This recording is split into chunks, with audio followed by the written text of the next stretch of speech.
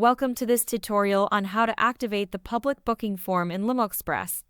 This feature is highly useful because it allows potential clients to book your services from any browser without needing to log into the platform.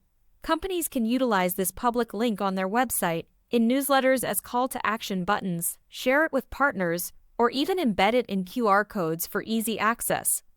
To get started, log in to the LimoExpress platform.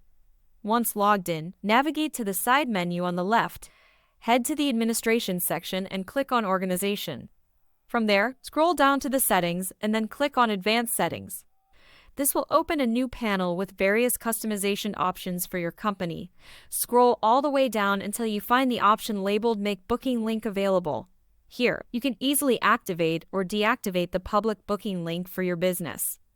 Once activated, a unique URL will be generated. Simply copy and paste this link into a new browser tab or window.